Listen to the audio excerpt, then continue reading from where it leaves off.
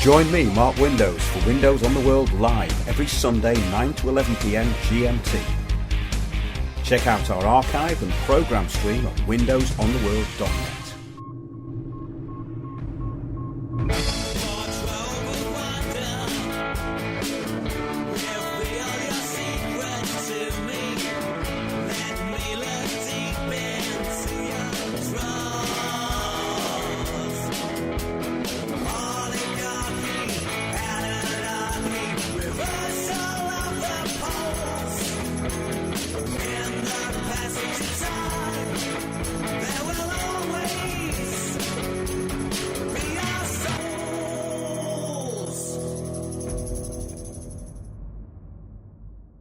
Welcome to Windows on the World. Got a very full show for you tonight. And the weekly shows on RBN have going very well as well, actually. Excuse me. Yes, just need to get a drink of water. The weekly shows on RBN on Tuesday and Thursday are going very well. 8 PM UK time. Do check out what we've been doing there. Usually have guests on during the week and some really interesting stuff coming up recently. And we've got next week even more interesting stuff on those shows. So yeah, I'm just trying to get into chat here because I usually have this trouble every week. I sign in, then I find out that the show's not streaming. So I refresh the page to make sure it is, and then I can't get into the chat again. However, I'm sure I will as the show progresses. But yeah, lots of information tonight. And thanks for everybody sending me in information. I get quite a lot of stuff sent in all the time, and it's very, very helpful. And thanks to everyone who's supporting us. We've got a few people supporting us, which is great. It means that I can spend all my time getting the information out. And the film is going really well. The Heretics of London, the Smithfield Martyrs, will be out very soon. The trailer, which is like a taster of the film, will be out over the next week. And it's great. We've got some fantastic music in it as well. And it's such an important historical piece, especially for the times that we're in. We are living in unprecedented times. And the word heresy has never been more apt. Heretic actually means able to choose. The literal meaning is someone who is able to choose. So anyone who is outside the hive mind is a heretic, somebody able to choose. Yeah. So let's get on with the show. The most important observation anyone could make about the present is how so many can be indoctrinated so easily. The repetition of simple phrases is paramount when propagandizing. The mimetic warfare program is at the forefront. That's exactly what's going on. It's a mimetic warfare program, a psychological warfare program, which revolves around sound bites. It revolves around not telling the truth. It revolves around repetition, which is why the public are so compliant.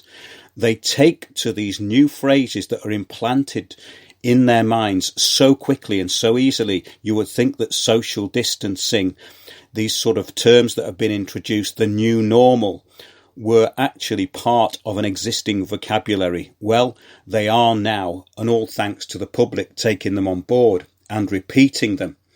The mimetic warfare program is at the forefront. The truly compliant are those who will repeat, and repeat.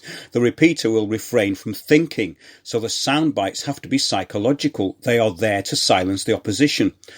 The resort of the hive mind communitarian drone, something we've been talking about over the last few weeks. Do look up our shows over the past 4 or 5 weeks. We've been talking about this word communitarianism, and it is the system that we are now under. Many people do not even know what the word means. A lot of people think that is not even a real word. However, it is, and we're going to get into that tonight. We're going to get into one of its main proponents, one of its main living proponents. Yes, we're going to be talking about what he had to say and the subversion of language, the subversion of everything. Yeah, that's what we're going to be talking about. But the resort of the hive mind communitarian drone is that somehow they are morally superior because they are not only being told what to do and accepting it, but that you should too. No one will be left behind. No one is allowed outside the controlled narrative. And never has this been more obvious than at the present time. They use this argument on behalf of what we are told is a community. Now, this is quite incredible, isn't it? This word community is one of the most abused words that we ever hear. People don't really know what it means anymore. It means the hive mind. It means the common good. That's exactly what it means. And the common good doesn't mean it's for your good. It means something else completely. We're going to get into that tonight as well. Our last few shows have covered the use of psychological steering through methods like the Saul Alinsky rules. Did you listen to those shows? They're very, very informative. And Saul Alinsky was this radical campaigner for rights in the early 60s, and he used any means possible to take power. In other words, community organising is about taking power.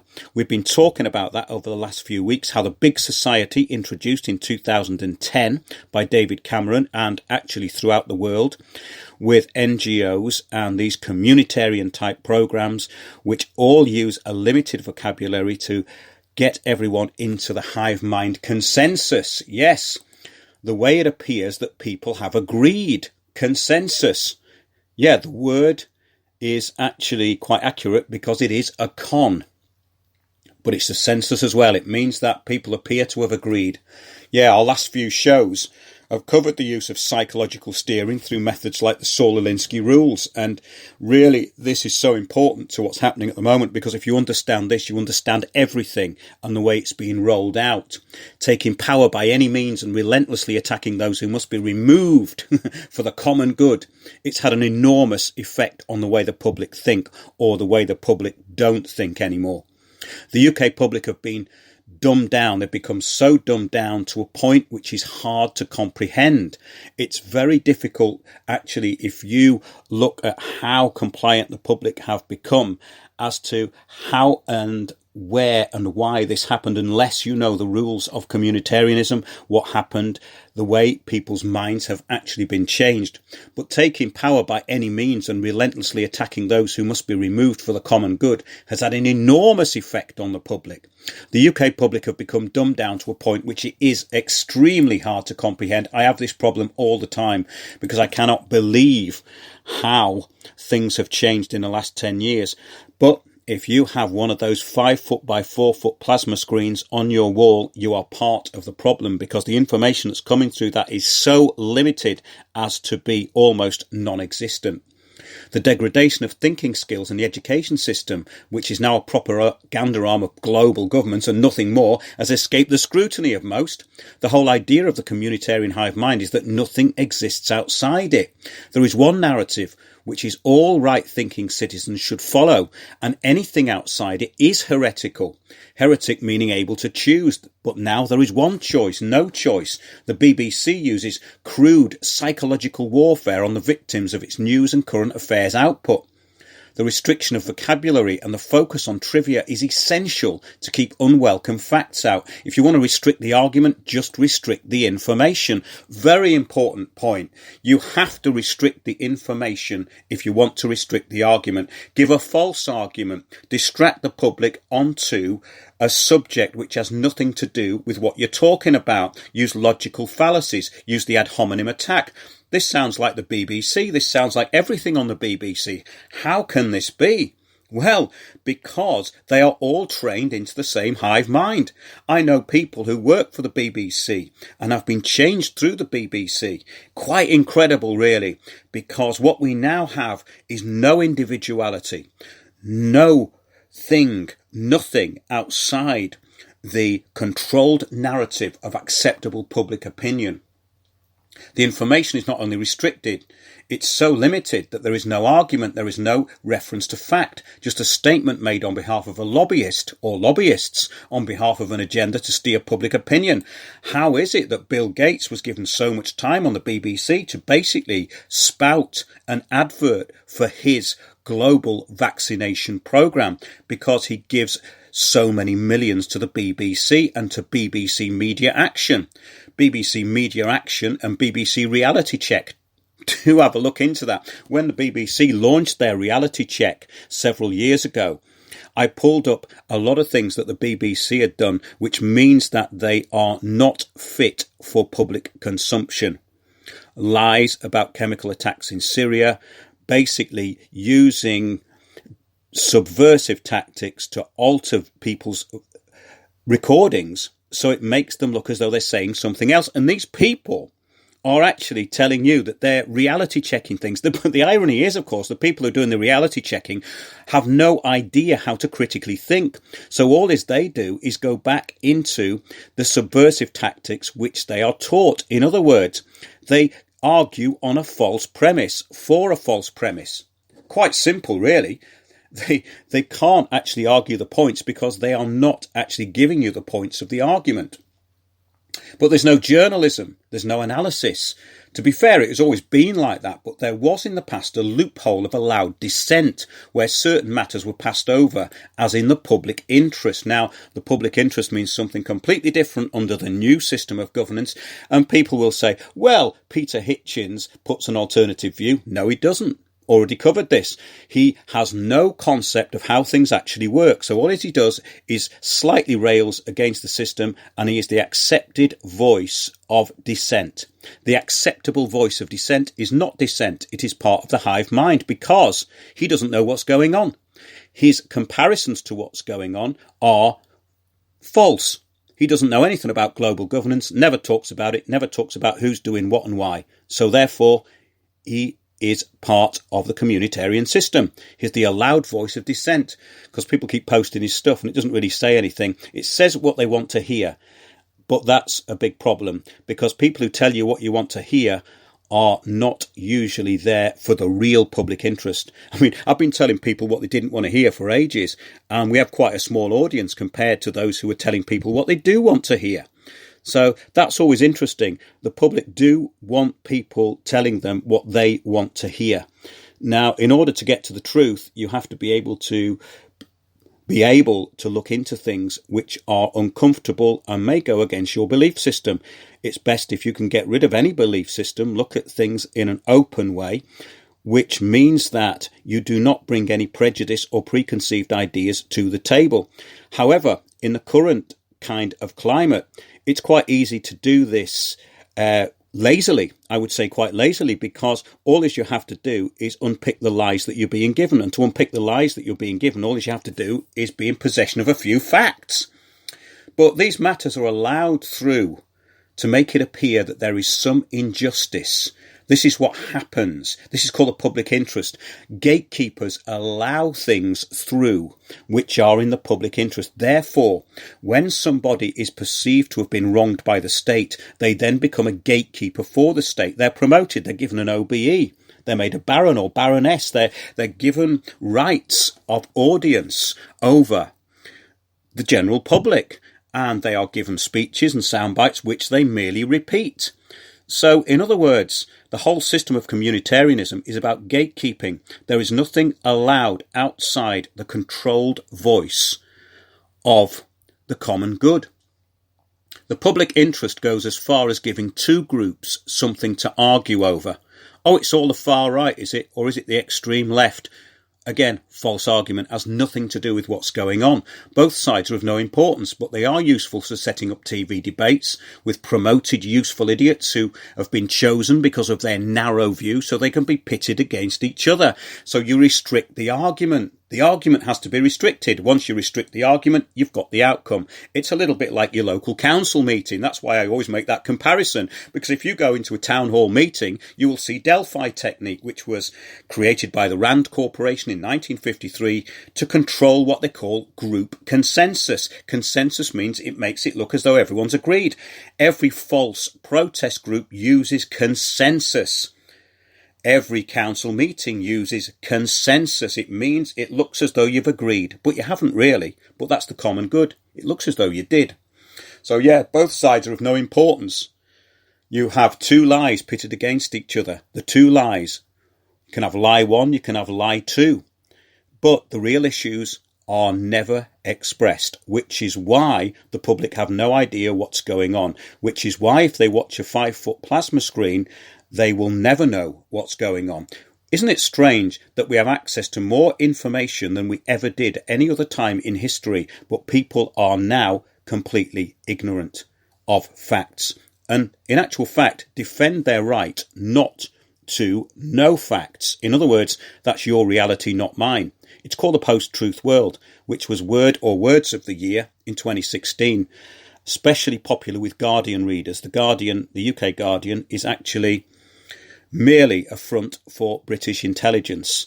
And the British are not the English, Irish, Scots or Welsh.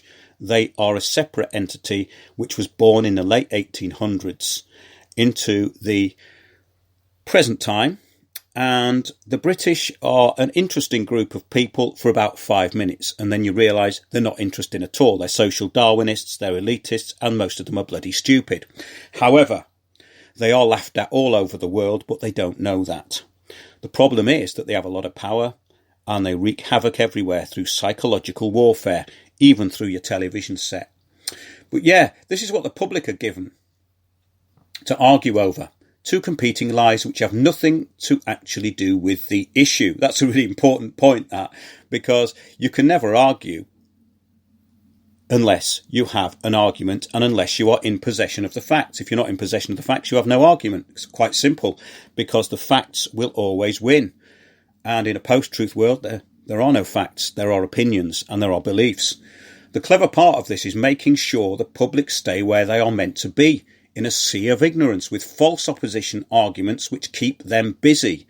Busy, busy, busy. Yeah, that's really what's going on all the time, isn't it? The COVID-19 project has been utterly successful. Now, you can't argue with that, can you? Look around you. It is incredible. This has caused and created a dystopia within 2 months. An absolute living nightmare is upon the human race through this created and completely false paradigm. Paradigm, yeah, that's the word that is used. Paradigm, the new paradigm. Yeah, the new paradigm is the new normal. It means that you are going to be treated like an absolute slave. And this is where artificial intelligence comes in, because artificial intelligence could take over our present government. We do not need them. Boris Johnson, Hancock, Snaps, whatever the other idiot is who's just been sacked, doesn't matter, or has not been sacked, or went to visit his parents. It doesn't really matter. These people are faceless drones. There's more of them out there. They're trained. They're trained to be what they are. They're trained to be repeaters. They have their noses in the trough. They are of no use. They have no moral integrity. They have no purpose. Their only purpose is to further an agenda. They are part of that, and they think that is the common good, that's in the public interest. Well, that's the point. We don't need them anymore. Artificial intelligence will take over, according to the World Economic Forum. They've already got this in, I think, Australia and New Zealand. I think it's New Zealand, actually. They've got the first kind of androgynous artificial intelligence police officer. Well, in actual fact, any intelligence being put into the police would be a good thing. So artificial intelligence has got to be better than what we have already, because there is no discretion. There is no discretion being used by any public official. All this is due to communitarianism. Well, it's in the common good. It's for the common good. It's in the public interest. Why are you being so selfish? Why are you so full of hate? These, of course, are ridiculous statements, but they're made by ridiculous people. Yes, the arguments for those who question anything are presented incorrectly. Always presented incorrectly. This could only have been achieved at this point in time as the public have never been so mentally helpless. Now, that is quite a sweeping statement, but it's actually true. The public have never been as mentally helpless as they are now, which means that we need as many critical thinkers as possible. But the time was right for this global coup. It was still audacious, which of course a big project in global governance has to be. It has to be believed, though. It has to be believed by the public. It has to be accepted. The incompetent egotists and trained narcissists who have read out scripts know absolutely nothing of what they are talking about. The robotic liars and career drones, yes, like Matt Hancock, are over all public office. This dreary liar could easily be found in your local town hall, lying through his teeth about big pavements, surveillance gulags, cycling for all. It could be this starry-eyed nothing, which is just ambition in a suit, an empty shell with no soul, with no imagination, but belligerence and arrogance and nothing else. is what every public official is trained into. They are soulless drones who can be easily replaced by artificial intelligence. There are armies of these soulless, worthless drones, and the social engineers know it.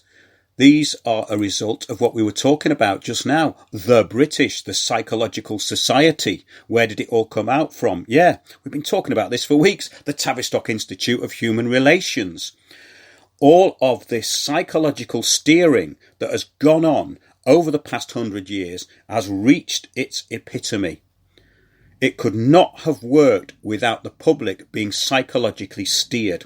COVID-19 as a global action plan and a beneficial crisis could never have worked if there were journalists, if there were people who could critically think in public office. So clearly we haven't got people who can critically think in public office. They've been removed. They were removed for a very good reason. So the beneficial crisis could be easily imposed. Yes, look at any of them. The whole political system has been taken over by them. They live, yeah. The MPs who indulge only in virtue signalling and political correctness to avoid every issue. The spineless communitarian. I had an MP called Stella Creasy for Walthamstow. If she's not virtue signalling and lying through her teeth, then she's not actually present. This is the absolute epitome of it. And there's so many of them. Well, I think there's 360 odd MPs, aren't there? And none of them are any use to you. They never challenge anything which affects anything. They'll challenge nothing which affects the livelihood of people. Anything. They fail to respond about every important issue. Stella Creasy did.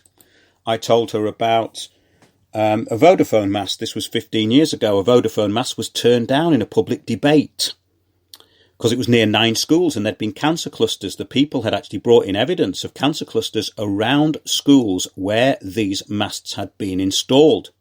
It was a big thing.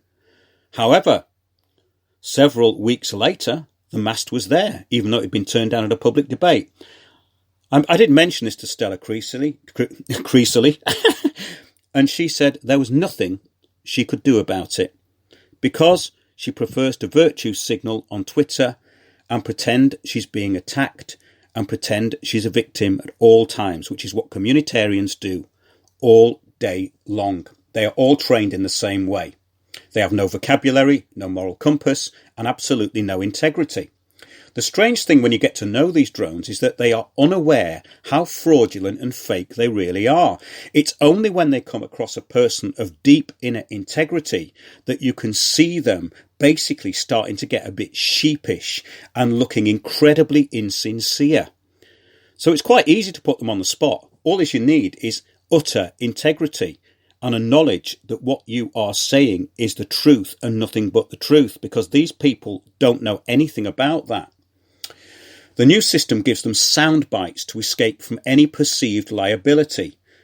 If that fails, they get someone else to write back to you. In other words, acquiesce all responsibility. This is a major problem. However, holding these people to public account and ridiculing them is the way forward, because ridicule is a man's best weapon, even though Saul Alinsky said the same thing. What we find is that those who have been mentored into this new hive mind have no sense of humour, because humour involves such subtle things as irony. Irony is completely a lost cause on these people. However, it's a very good tool to have in your armoury, because it means that everyone else can laugh at them, even though they may be unaware of it. The new system gives them sound bites. Yeah, that's all. And they escape from any perceived liability. They have to be held strictly to account. That is the job of you, the heretic. The people who are able to choose. The people who can think. If that fails, yes. If that fails, everything fails. So it can't fail.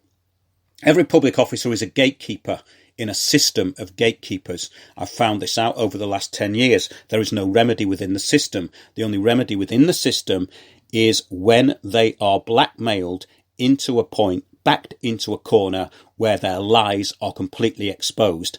And then there is some kind of grudging paradigm. I'll use their words. A new paradigm comes in. Yeah, because that means that there is an admission that something went wrong in the system. But that is incredibly rare in the communitarian system. Absolutely unheard of, pretty much. I have brought down websites where councils have lied. I've beat them in court. All you have to do is be persistent.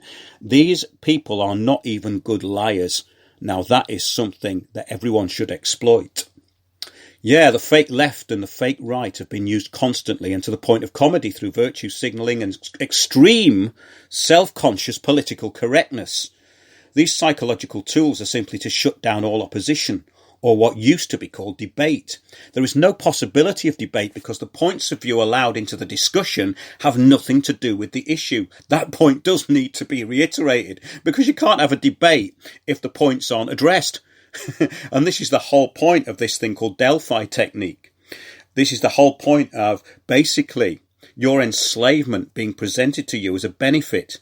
Everything has to be presented to the public as a perceived benefit for the common good. What is interesting is how this is achieved. It brings up a very important problem. Why are the current Homo sapiens sapiens on the whole so compliant? Well, the genetic modification hasn't helped, but the dumbing down is the last straw. Sweeping statements are a result of this limited access to information. The limited access to information which people who have 5 foot by 4 foot plasma screens on their walls are suffering. They like it though. They will repeat it. It is their reality. How does this happen when knowledge on just about everything is more available than at any other time in history? This is a point that I can never quite get over because really at the click of a mouse you can find the most amazing things. A lot of people say to me, wow, where'd you get your research from? Well, the same place as anyone else can get it. It just means that you have to read rather than be passive and be programmed by sound bites and poisonous language. Yeah, there are no willfully refusing to believe anything outside their limited experience. This is the problem. Yeah, this is a point I was trying to make really about that people are willfully refusing to believe anything outside their limited experience. They think their experiences are the whole. Well, of course they're not. And if you can't see that, then you've got a huge problem. The average experience is more limited than any other time in history. And the COVID-19 beneficial crisis is all about isolation of the individual. It is the ultimate communitarian project because it means that the global identity of ID 2020, of biometric vaccination and the changing of your DNA is part of the global system for the common good, the hive mind, the communitarian hive mind. Remember, this is not about truth and fact. This is about keeping everything in order. Basically, yes, restricting the flow of information is really, really important. The sound bites and accompanying stories are a result of the incapacity to absorb information. Have you found this? People don't seem to be able to absorb information at all. They're only able to repeat very simple sound bites, which is what psychological warfare is all about. Mimetic warfare means that you give them what you want them to say. It's very, very simple. And through trauma and the mind control and mind virus, this is easily achieved, and it's achieved more easily than at any other time in history. The fast-moving nature of the news stories may appear like information. Have you noticed this? That nothing's ever said on these news channels. Nothing is ever said. I remember that when BBC News 24 came out. In fact, a friend of mine, his sister was killed in a private hospital, but through the NHS. And it was well known that this was actually manslaughter.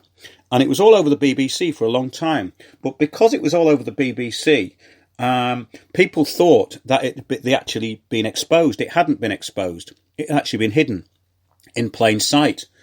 So, yeah, it's merely the restricting of information. The rolling TV news channels are like purgatory, as is all television. Television is just merely purgatory. It's a way of keeping you constantly on a treadmill, and nothing ever happens. There is never a satisfactory conclusion. This is what the the new rolling news TV is all about. And it has been going on a long time now, so people have been indoctrinated into it. All the journalists have now disappeared. It stops all thinking and controls all facts. Those who sit in front of 5-foot plasma screens have no hope as long as they're sitting in front of them. Many people blame such things as like fluoride in water and environmental poisoning. These things are nothing like as dangerously poisonous propaganda TV. It affects the mind, body and psyche of the person. I'm reading about German new medicine at the moment, and this is fascinating because it goes into exactly what we're talking about here. It's all about perception, and certain traumas that happen to individuals means they react in certain ways, physically as well as mentally. Of course, this was known as Pavlovian conditioning, but it goes way beyond that. I was once in the presence of a TV indoctrinee who had the public as an idea of the common good and the common interest. So basically what happens is that their idea of the public interest is the new communitarian hive mind, and you cannot convince them of anything outside it. That's the whole point of this system. The public do not talk or have any media access to the system of how they are governed. This is the most important thing. If the public do not know how they are governed, then they have no chance of ever knowing anything or being able to change anything, even in their own lives. It is invisible, this new system, yet it encompasses their whole worldview. It steers their every move. They call anyone who talks about rights selfish and resort to name-calling. Our show on communitarianisms have been numerous. Communitarianism is the new hive mind, and we've done numerous shows on it. I can't get over how important this subject is. I mean, there's people like Lark in Texas talking about it. There's several other people. Nikki Rapano was talking about this quite a long time ago. She did a great book on communitarianism. But it's a system which all of these people who are governing you are part of, yet it is never mentioned, which is the most dangerous thing about it. We're going to get on now to Amitai Etzioni, who's one of the main practitioners, the main living practitioners of communitarianism. And I'm going to point out to you how disingenuous some of the things that he says actually are. We're going to be looking at an interview that he did, and we'll be back in a couple of minutes. If you realise how deep the rabbit hole goes, I mean, the people coming out now, even in the entertainment business, saying, I sold my soul to the devil so I could be famous. And you go, Jesus, yeah. And you look at people and you think, how did he get famous? He's crap. You know? And then you think, oh, he must have sold his soul to the devil. Oh, here's Wayne again. He's going to give us all that New World Order crap. And you think, oh, well, why am I wasting my time even mentioning it? You know, it's only in conversation. And they'd rather talk about football. And, you know, you think, oh, what a waste of space. You know, and it's, oh, Manchester United did this. And you think, what a load of crap. Who cares? You know, who cares about Manchester United and Manchester City? And then you look, you think, this is it. They're just programmed. That's going to be their life. You know, women will watch soaps and men will go to football, and then you'll get up in the morning, you'll go to work and you'll do this, and then you'll finish at 5 if you're lucky. You'll go home, you won't have time for your kids, you won't. And you think, but is this what we're born for? You know, just to be slaves, really. You're just slaves. Join me, Mark Windows, for Windows on the World live every Sunday 9 to 11 p.m. GMT. Check out our archive and programme stream at windowsontheworld.net. Welcome back. Yeah, that was Wayne Fontana. I've got a great interview with him. I played that little caption of him several times because it's in my library. And there's a lot of good points in there, I think. And I think most of our listeners would concur with what he's saying. Let's get on to communitarianism now. Amitai Etzioni is a German-born Israeli and American sociologist, best known for his work on basically the limits of privacy. 1999 was one of his important works, The Limits of Privacy.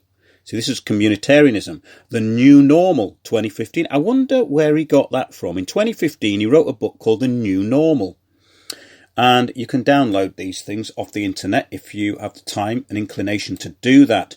The reason I'm bringing this up is because, Etzioni is a Zionist, and I think his name means something like the flower of Zion or something like that. I had it written down. It's not that important, really, but yes, Etzioni argues that societies must find a way to balance individual rights and the common good. Well, this is a rather disingenuous starting point, as we have just discussed. The common good doesn't mean for the good of everybody. It means that it appears for the common good of everybody. And those are two very different things. When a judge says something is not in the public interest, he means it's not in the public's interest for them to know about it. Very big difference. This is how you keep order. This is why the public do not have any idea on the whole of how they are governed. He says the point of balance may change as new technologies develop. The natural and international environments change and new social forces arise. New social forces arise. So, with the surveillance society and biometric ID at the forefront of keeping people safe, it is for the common good, so must be enforced through with apparent consent. It must be enforced with apparent consent. Consent has to be manufactured. The national and international environments do indeed change by manufacturing consent through crisis. So he's right there. The social forces like the Open Society and the Soros-funded NGOs are all part of what is being referred to here. This is exactly what he's talking about. Natural and international environments changed and new social forces arise. It means that there is a controlling of the narrative of all public opinion for the common good through the big society, through its change agents. That's what he's referring to. The infiltration of everything and one collective hive mind manufactured through consent. The climate change agenda is wholly communitarian. Let's all save the planet together. Now, with the invisible enemy of COVID-19, we fight the virus by accepting the loss of all rights for the common good. It is a great system for top-down control, masquerading as, well, top-down control. It's meant to look as though communities are actually creating some form of reality, but no, they're not. The people leading them and who have the power are creating the common good, the narrative, which is called consensus. The public cannot see the prison wall. They cannot see it. They cannot see the walls because they are creating them and having them created for them, and they are accepting it as the reality. So the big society was a new social force, infiltration of everything, control of all. I'm going to be referring to this podcast. It's called the COVID Privacy Challenge with special guest Amitai Etzioni, Robert D. Atkinson and Jackie Wiseman, May the 18th, 2020. I'm going to be putting this onto the Patreon page after the show. Some people like to have the show notes, so I'm going to post it there. And do help us on Patreon and PayPal, and thanks to everyone who has. Thanks to Paul, actually. Very good of you to help us out. I mean, just a few quid here and there keeps the whole thing going, and it pays for everything because, it all has to be paid for, unfortunately. And this global lockdown is not making it easy for anybody, is it really? Well, that's the whole point, because it's all for the common good for us to be poverty-stricken and reliant on our agents of change. Let's see what he says anyway. This is Amitai Etzioni. Some believe the United States may be unduly shortchanging individual rights that need to be better protected. Now, it's interesting the way this is framed, and we're going to take it apart because this is very, very important to understand what is being said and what is actually meant. There's a big difference. Specifically, should the press be granted more protection, or should its ability to publish state secrets be limited? Well, let me interject here. Its ability to publish state secrets is limited. Of course it's limited. It's limited through the Official Secrets Act. It's limited through D-notices. It's limited by the government. So it is limited anyway. Should the press be granted more protection? No. The public should be granted more protection against the press. So if he was a true communitarianism, and communitarianism meant what it said on the tin, then the public should have protection against the press, because the press routinely get things wrong about the public, and the new communitarian press, like the Live Group, which is run by Reach plc, regularly smear members of the public, regularly print absolute lies, and regularly print propaganda against the public interest. I've called them out on this many times. Go to the website and have a look. Communitarianism is when you tell the truth and get attacked by a pack of hyenas, basically. So that's just dealt with that. Should American terrorists be treated differently from others? How one answers these questions, Etzioni shows, invites a larger fundamental question. Where is the proper point of balance between rights and security? Now, this is interesting because he's now going to go into the terror narrative, which, as we know, is manufactured. You manufacture these crises to get the end result, but he never deals with that. Where is the proper point of balance between rights and security? Etzioni implements the social philosophy liberal communitarianism. Its key assumptions are that neither individual rights nor the common good should be privileged, that both are core values and that a balance is necessary between them. Well, if only that were true, we wouldn't have to be taking this rubbish apart, but it's not true, it's false. When this is done for the enrichment and protection of a few, then it is disingenuous, and that is exactly what's going on here. When you have globalist criminals like Bill Gates dictating the common good and the public interest, you have a problem, but he will never, ever address that because he is part of the elite structure. So the statement is disingenuous. Now, it says here, Etzioni argues that we need to find a new balance between our desire for more goods, services and affluence, particularly because economic growth may continue to be slow and jobs anemic. Now, this is interesting because what he's doing here is saying we can't go on consuming and consuming, which is what the Club of Rome said in the first global revolution and previous to that, limits to growth.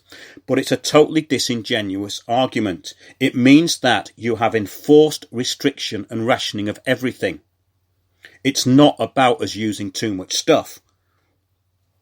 The desire for more goods, services and affluence. Well, most people are just victims of what they see on their televisions and advertising and keeping up with the nobodies. Most people are conditioned into keeping up with the nobodies. So if you really wanted to be community orientated, you would encourage people to be more individualistic and to reject commercial and basically imposed narratives and advertising and all the rest of it. But that's not what they do. Everything goes back into the hive mind. Well, the point here is that if no one has any rights, then everyone will be seen to agree, so everyone will appear to be happier. The idea that this system replaces a consumer-driven society based on economic growth is a communitarian false argument. It does not actually address the system which it professes to replace.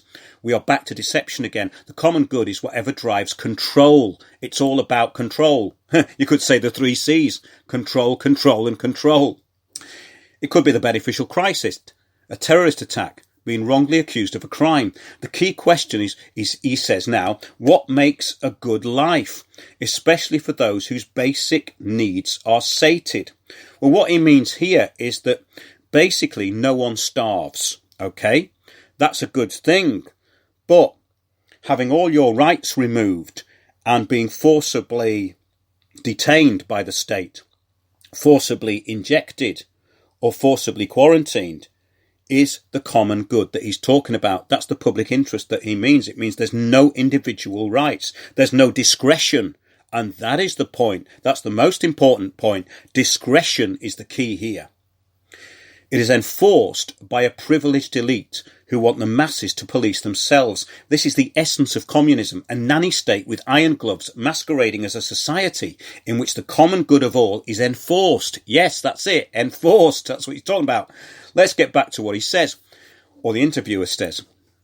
In a recent interview, Etzioni stated, "I was analysed by Sigmund Freud, and so I cannot match that. But I do need to imitate him by saying this was an extremely extensive and generous introduction." He's talking about the introduction here, which I've just put in as an afterthought because it's quite important.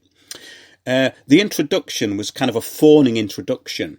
But what he says here is interesting because he says, "I was analysed by Sigmund Freud and I cannot match that." Well, Sigmund Freud was a complete fraud. Sigmund Freud is Sigmund Fraud. Nothing he said was true. Everything he said was a lie. And all it did was gave rise to people who wanted to make money out of basically psychoanalysis and, of course, the new industry, psychiatry. Sit on the couch and tell me all about yourself. I'll charge you lots of money for it, and I'll smoke my pipe looking interested. This was the basis for the regression of people, for the advantage of the audience in films. Do you remember that in the 70s and 80s? There'd always be a psychiatrist and they'd be going to their shrink to tell them all about their relationship problems. And this would then form part of the narrative of the inner person on the film screen. It's a good trick, but that's all it is. In reality, it's a complete and utter fraud. So he starts off by saying what a great person Sigmund Freud was. I do have a problem with that. But the dull world of the materialist is ever present in communitarian thought, and the use of psychology is necessary for the control of minds. So what he's saying here is that the grandfather of Freud, Sigmund, is really who he looks up to and what this system is all about. In other words, it's about lying. Freud was a charlatan and a pervert, and the whole purpose of psychiatry was to create undefined illnesses for which there is no cure but never-ending treatment, which Freud turned into just listening. The coach was used, this approach was used in many films, as I've just said, as the psychoanalyst listened to the customer for an hour while smoking a pipe and looking interested. So I'm just referring to a few notes here. But yes, Etzioni wrote Limits of Privacy. Privacy in the cyber age. And it says here, so the issue of civil liberties and privacy has come up. One particular place is the issue of how do we use technology today, our smartphones, to trace exposure and the spread of COVID-19. Now, this is interesting. It says, you recently wrote an op-ed in the National Interest newspaper, and you said, this is the interviewer talking about Etzioni, one of the most effective ways for fighting the spread of coronavirus is the use of surveillance and facial recognition technologies. Now, how would that actually fight a virus? It wouldn't, would it? So in other words, it's about the communitarian control system. It's got nothing to do with the virus. The virus is the mind virus, the imposed mind virus. Yes, one of the most effective ways for fighting the spread of the coronavirus is the use of surveillance and facial recognition technologies. No, it's not. Has nothing to do with it. And enforce, he likes this word, enforce the self-quarantine of them and those who've interacted with them. That's certainly what Taiwan is doing. For example, can you say a little bit more about that, Mr. Etzioni? He says, sure. By the way, you should add it to the list because they use the technology to talk terrorists. And they just decided to apply those very elaborate tools they have to fight the virus. So in other words, you create the problem and then you enforce the solution. That's what he's talking about here. He never addresses an issue that the terrorism might be part of the state narrative. He never addresses this.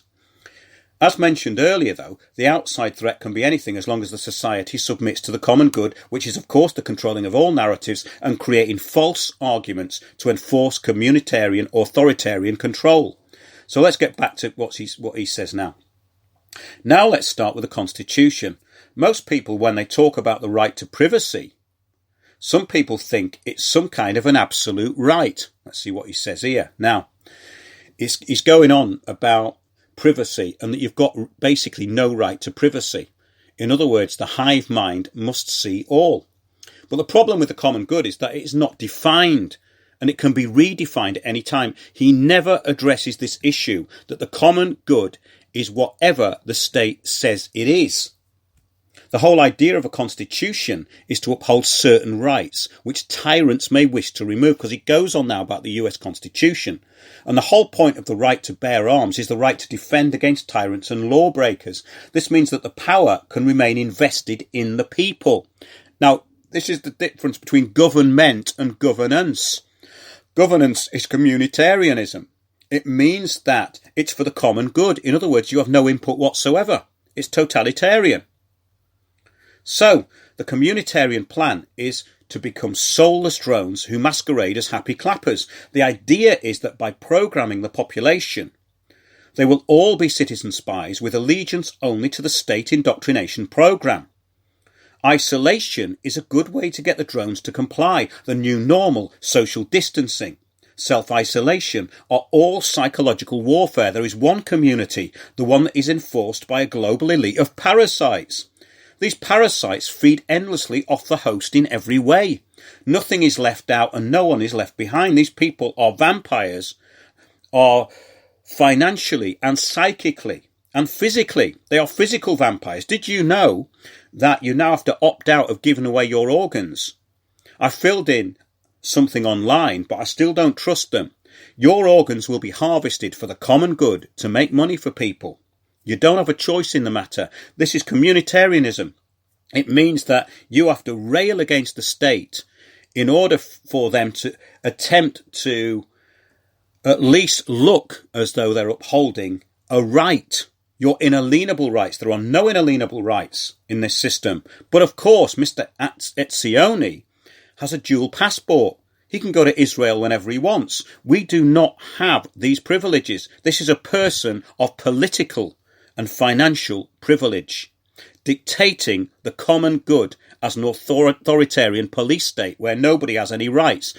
The irony of this, I think, would, though, be lost upon him.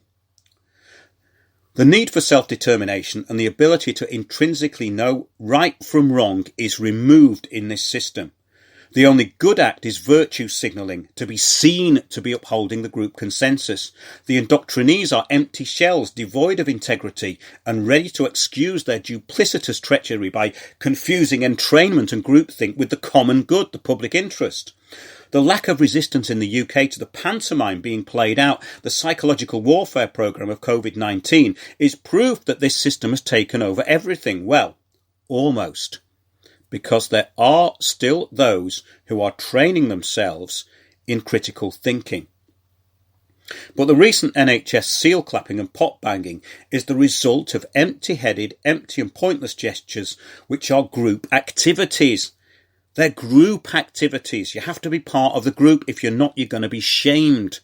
Oh, why are you so full of hate? Why are you being so miserable? Don't you want what's best for everybody else? Don't be so selfish. Group virtue signalling is pointless, vacuous, and embarrassingly stupid to anyone who has the ability to think. I get people contacting me going, oh my God, they're at it again. I'm hiding from them. I'm hiding from these idiots. The removal of thought is very important, and a constant barrage of mimetic soundbites is essential to remove critical thinking and impose groupthink. The repetition of ritual is important in the habit forming. Communitarianism loves ritual. The useful idiot wearing medals. You know this idiot? Captain Tom. The useful idiot wearing the medals who's meant to have fought for freedom is reduced to walking up and down, trapped in his own garden, and he's proud of it. A disingenuous and appalling act of voluntary servitude, but we must all clap like seals as we're part of the circus. What this pitiful wretch should be saying is, did I fight for this? Did I fight for this? Did I put my life in danger?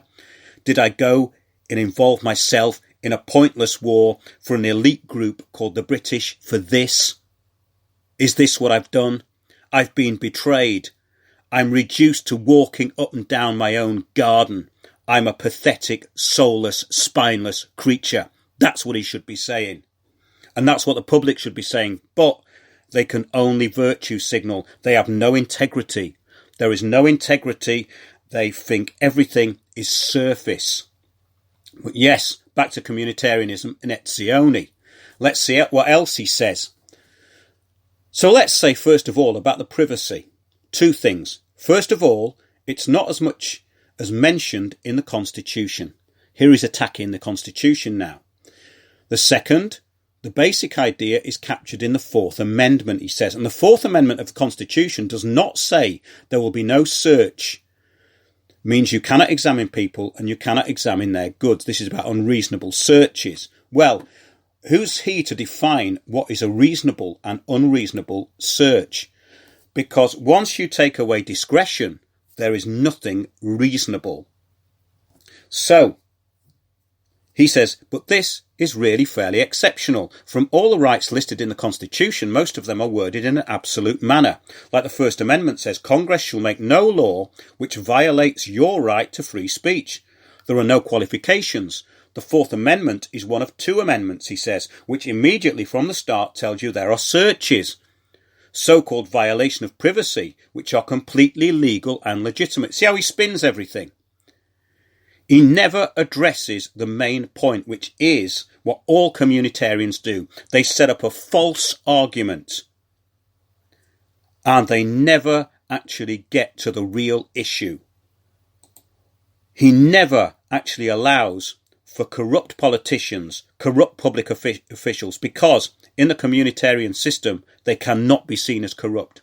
He says there are no qualifications. The Fourth Amendment is one of the two amendments which immediately from the start tells you there are searches. So-called violation of privacy which are completely legal and legitimate according to him. Now what are those, he says? Those you kindly food to communitarianism is those where there is a strong, compelling public interest for the common good. He loves his sound bites, doesn't he, this subversive? He keeps saying the public interest and the common good. Well, we know that those things do not mean what he says they mean or what he appears to say they mean. There's a double meaning to what he's saying. Well, that is what the globalists have been saying for years. What Etzioni doesn't say is who, what and why. He never names the culprit. So the courts, he says, in a very large number of cases, the courts use a different term. They don't talk about a common good, they talk about a public interest. Same thing. As I said earlier, when a judge says it's not in the public interest, it means it's not in the public's interest for them to know about it. But time and time again, he says, they hold that when there is a compelling public interest, privacy has to take a second seat. And I won't go on and on. Well, he does actually. But let's just mention some major cases. Now, this is interesting because, again, he sets up a completely false argument. One of the most telling ones is about train engineers. Train engineers used to get high on drugs and alcohol and drive trains full of people off the tracks. That's a generalised statement and it's not true. Years and years ago, I think there was a rail accident, and when the fellow was tested, the driver, I think he tested positive for alcohol. But that doesn't mean that the train crashed because of the alcohol. You see what he does here? He uses one example and he makes it a general example, as though people cannot be trusted to do a public duty. That's communitarianism. It means it has to be enforced. It means the state has to enforce on you a whole series of rules and regulations which take away your inalienable rights. Now, train engineers used to get high on drugs. No, they didn't.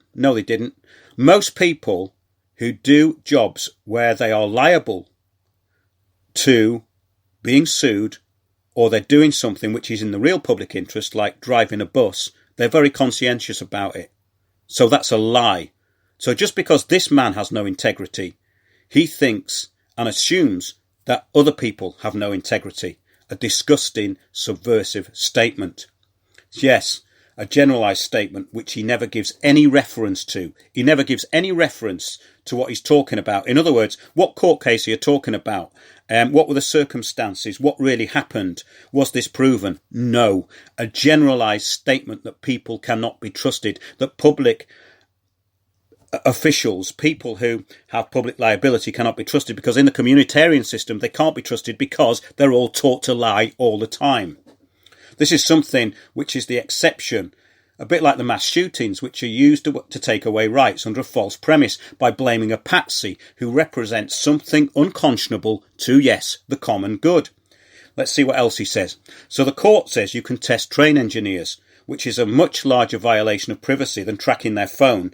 And as you say, sometimes it's de-identifying. Now, wait a minute. That's rubbish. Random drug testing has been around for years, okay? So he's making an example here that's totally untrue. Random drug testing on London Underground is routine, and those drivers know all about random drug testing, okay?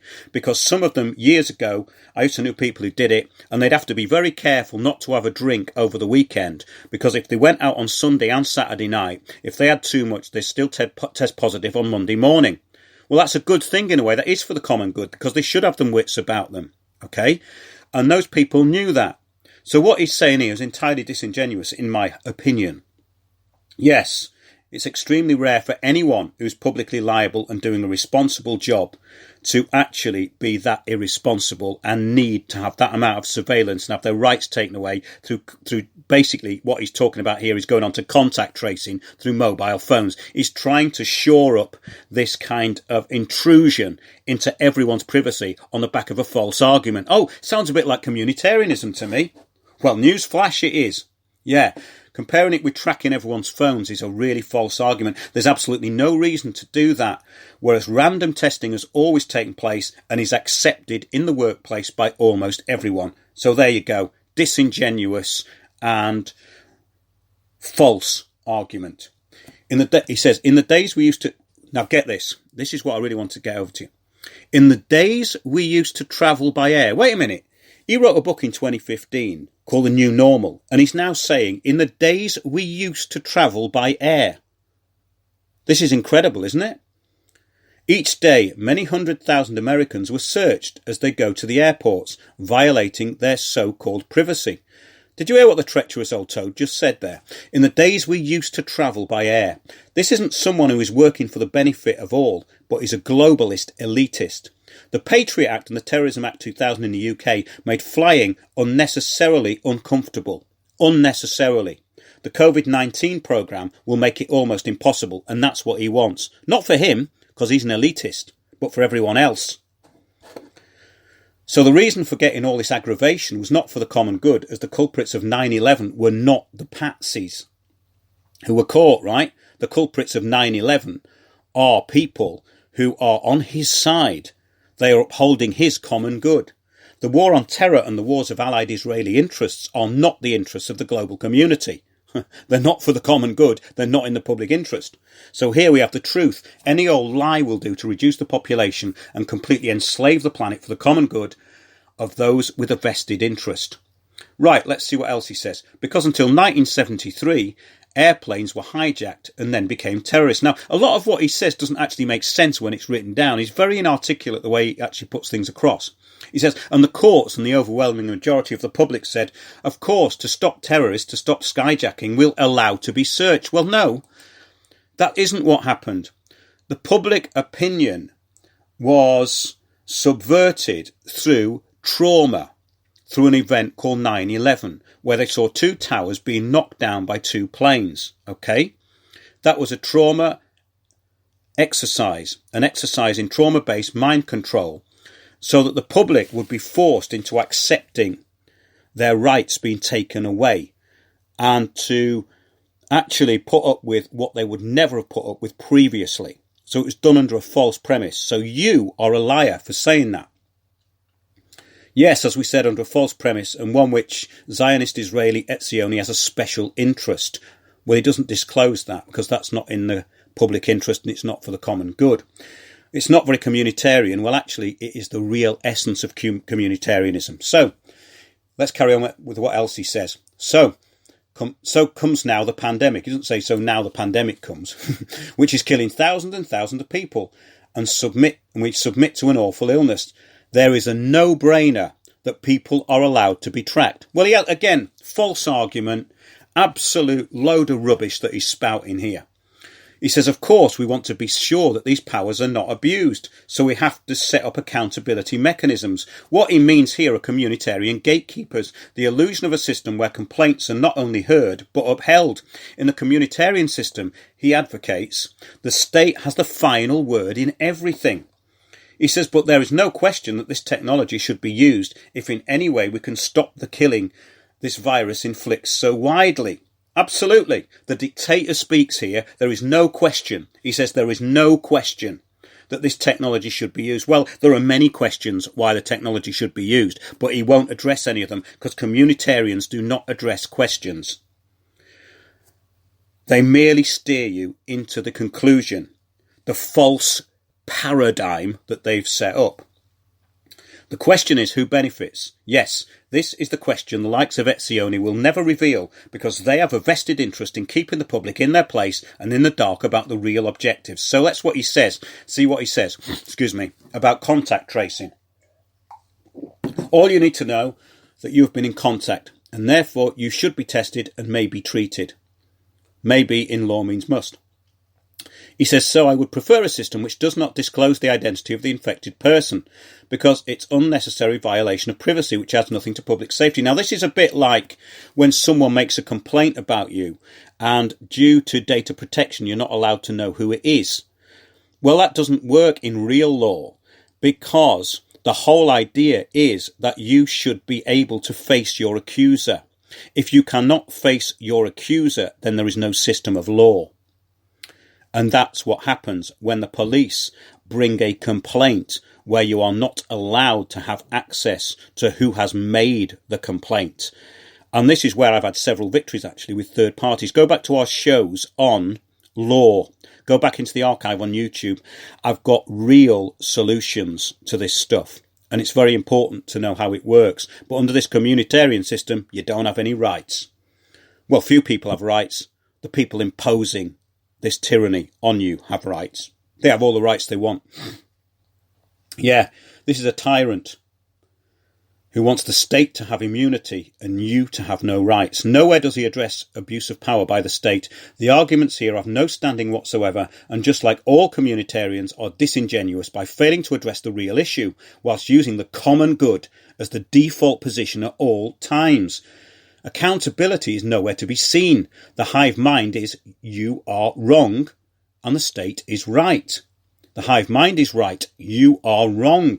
Why are you so full of hate? Why are you far right? This is the public interest and the common good. Like the dictator at your local town hall, the MP, the community leader. This mind virus has impermeated everything. It can only be stopped by real integrity and critical thinking, both of which appear to have been successfully removed from our public office by the communitarians. The public are compliant, complicit and complacent. The public are fed a communitarian diet of limited information, so have no knowledge of anything that is actually happening.